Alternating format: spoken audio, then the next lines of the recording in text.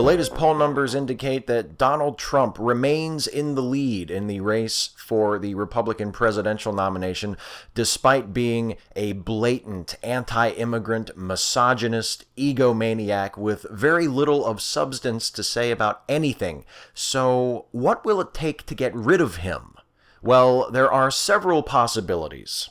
The first possibility is that Trump actually hangs on and wins the Republican nomination and then loses in the general election next year. Now, some of you may be saying, but Steve, isn't there another obvious possibility? Suppose that Trump wins the GOP nomination and then also goes on to win the presidency next November. Well, the premise of this video is how Trump will lose eventually, not if Trump will win. The horrifying possibility that Donald Trump may actually not only get the nomination but win the election is one that shall not be countenanced in this video. This is not a Halloween video. I'm not trying to scare people. I'm trying to speculate as to how Trump will leave the race or lose the nomination. So the first possibility is that he actually wins the nomination, but he loses the general election to Hillary Clinton or perhaps Bernie Sanders, or who knows, maybe even Martin O'Malley.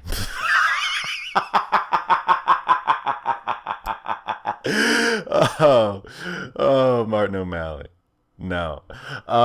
And in doing so, he also basically drags the Republican Party down with him. My prediction, if Trump wins the nomination and then goes on to the general election as the Republican nominee, is that anti-Trump sentiment from disenchanted Republicans and, of course, from Democrats and from more centrist and left-leaning voters will result in not only Trump and the Republicans losing the White House, but also allowing the Democrats to make significant gains in the House and the Senate, perhaps even overtaking the Republicans in both of those houses and regaining controlling majorities in Congress. That's what I think could possibly happen if the Republican Party nominates Donald Trump and they go to the general election with him as their nominee. And actually, now that we talk about it in those terms, now that I think about it, that doesn't really sound all that bad. The second possibility is that Trump will lose or drop out of the Republican primary race, but will then enter the general election as an independent candidate. And if this happens, he will probably split the conservative vote and allow the Democratic nominee, again, probably Hillary, but also possibly Bernie Sanders, to win the White House. The difference between this possibility and the first one is if Trump isn't actually the Republican nominee, if he isn't actually running on the Republican ticket, he may not damage the Republican Party as much as he would if he were the actual nominee of the party. So the Democratic victories in not only the White House, but also the Senate and the House might not materialize. Without Trump as the nominee to push an anti-Republican backlash, the Republican Party, even though they won't win the presidential election, could still come out doing all right for itself in the congressional elections. Third possibility. So what would actually cause Trump to drop out of the race if he chose to do so? Well, one possibility might be that one of the major mainstream candidates running against him in the Republican primary race would choose to go full-on, hardcore, bare-knuckle brawl negative against him.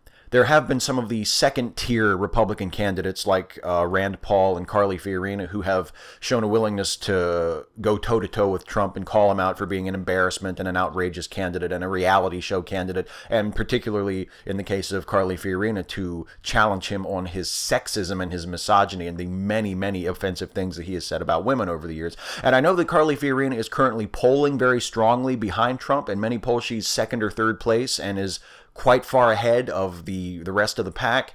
But let's face it, Carly Fiorina is running for the nomination in the wrong party. I just don't think that she has a realistic shot as a woman of getting the presidential nomination for the Republican Party, given how hard right and ultra-conservative the turnout in those Republican primaries tends to be. So I would not consider her a top-tier candidate for that reason only.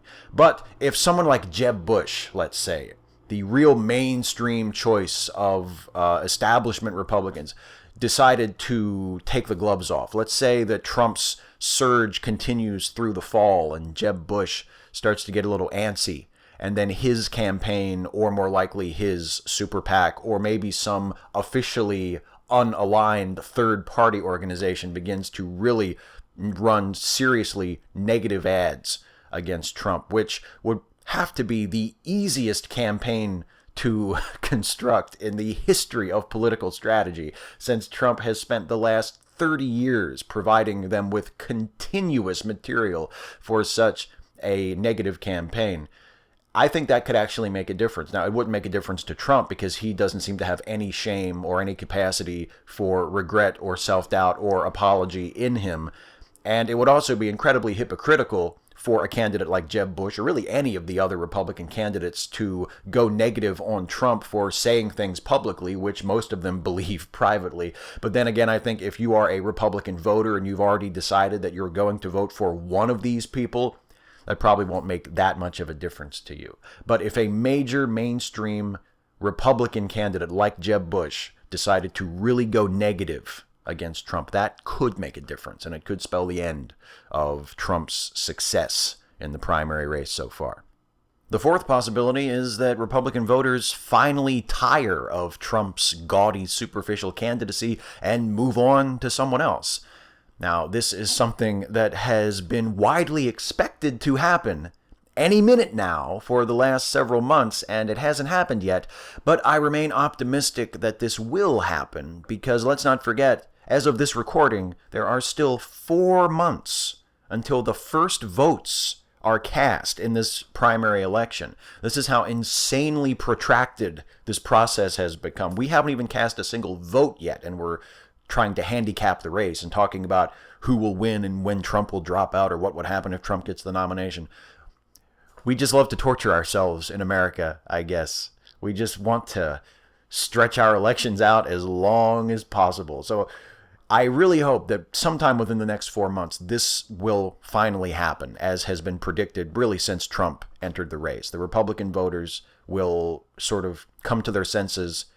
Cold water will be splashed in their face, and they will think, oh shit, no, we can't vote for Donald Trump. I mean, there can't be that many voters who sincerely, seriously want Donald Trump to be the president of the United States, right? There are not that many people in the American electorate that are that short-sighted and irresponsible, right?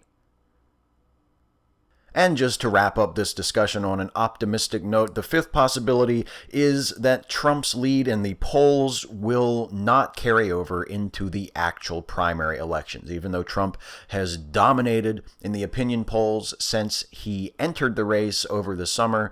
When it finally comes time for Republicans to enter their primary election polling places and cast their votes, they will vote for someone other than Donald Trump.